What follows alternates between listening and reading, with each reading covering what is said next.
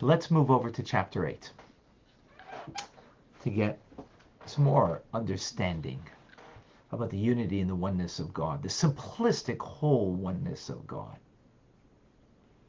So remember, we quoted from Maimonides and said that God is the knower, the known, and the knowledge, all is one.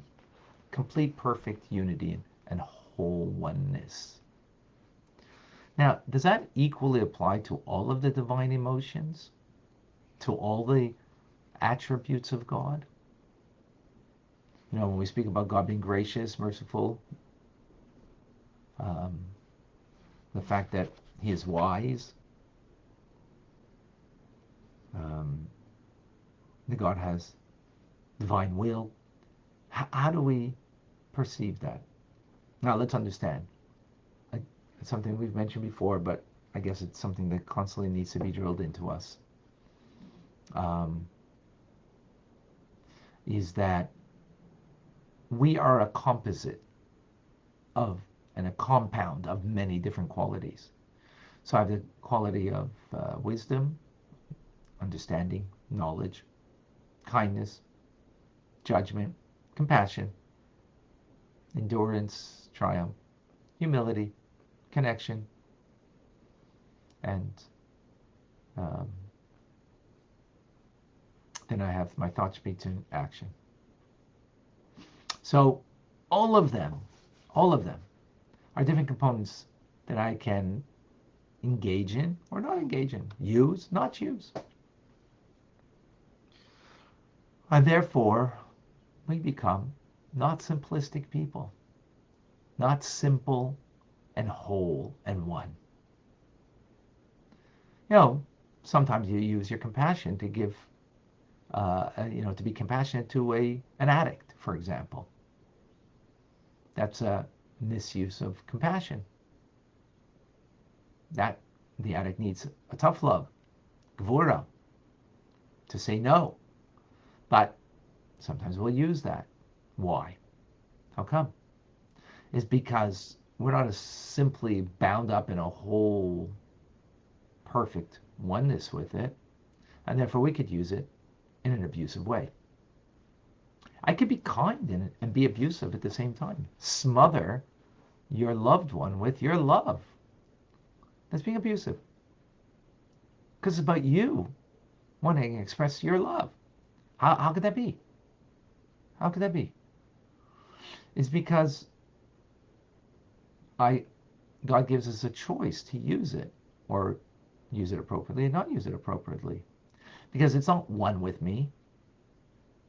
So if I were the perfect being, God is the perfect being, these divine attributes are a simplistic whole oneness with him. Meaning, it doesn't add any plurality to him. Not his wisdom, not his knowledge, not his kindness, not any of the divine attributes. When I'm kind, it's revealing something about me, but it isn't me. It isn't the essence of me. It's an expression of me. But it's not me. Because you can't say that I am in essence kind. No. Not at all. I could choose it. I'm not in essence love. Right? As the world wants to suggest, or Western civilization, Western culture. We're not love. You could choose love. Right? Matter of fact, most people don't choose it. They think they do, but they don't. In any case, I love you as long as you agree with me. But let's not go over there. So I'm only expressing love. I'm only expressing kindness. I'm only expressing wisdom. It's sometimes in a good way, sometimes not, right? But it's only an expression of me. It's not me. We get that, I hope. It's a part of me, but it's not defining me. God is love, He is kindness, He is severity, He is wisdom, He is knowledge, uh, He is Netzach, Hod, Yesod, Malchut. He's all of it, all at the same time. Which is hard to understand because we're not all of anything at the same time. We have the potential of everything, but the realization, the self-actualization, is only realizing, but it's not, again, me. It's not the essence of me. But God, these divine attributes are literally one with Him in a simplistic manner.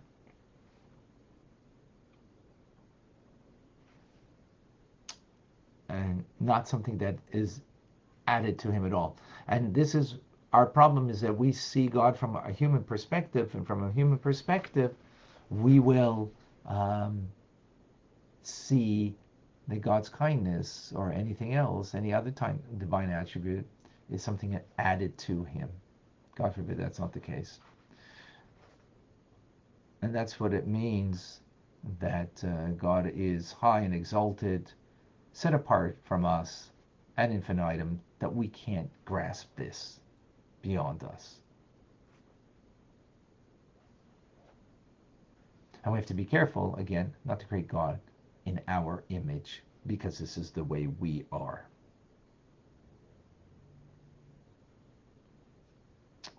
Okay. That's today's teachings of chapter 8. Any questions, any comments? Let us go back. Let me see, I saw some questions. Andrew, per Kabbalah, tells the story of God filling the vessels with light, and the vessels shatter because they cannot contain the light. Did God then learn that in order to create us, the light had to be diminished, or that we could not exist? Ooh, good question, Andrew. Excellent question. This is called the shattering of the vessels. This happens in the spiritual worlds before. The light was so great, and the vessel was so minimal. You know, it's like you have a cup, and you fill it and fill it and fill it with so much water that finally, the river over fills the mug, and the mug falls and shatters. So yes, that's part of creation. That this is much prior to what the part we're speaking about, because there's no created beings at that point.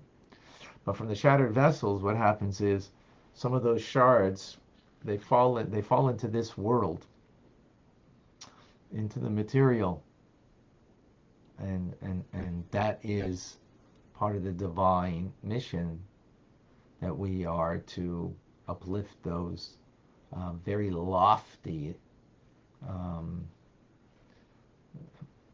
power that is beyond the word that animates it, and therefore exalt that material thing of this world. That's the basic idea there.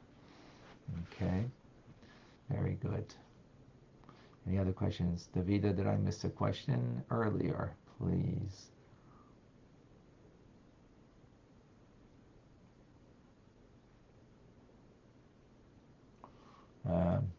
Anna, I know now. Creator created the process of creation, a DNA lingo, a code. It has helped us to contract our characters to be good, kind. Very good. Okay. Rob, you have a question. Reminded to put 2 question marks before your question,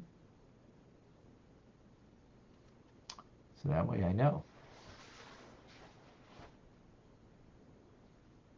So Rob is asking a question.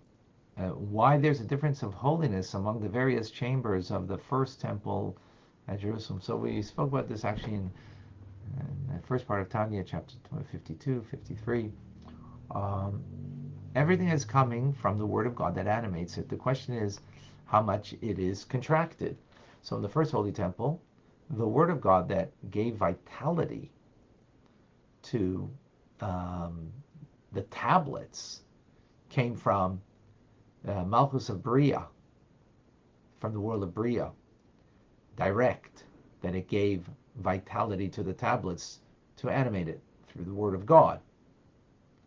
In the second Holy Temple, it only came from Chochmah of Malchus, Chochmah of Asiya, rather, as opposed to this pen comes from Klippa, from Malchus of Malchus of the world of Asiya.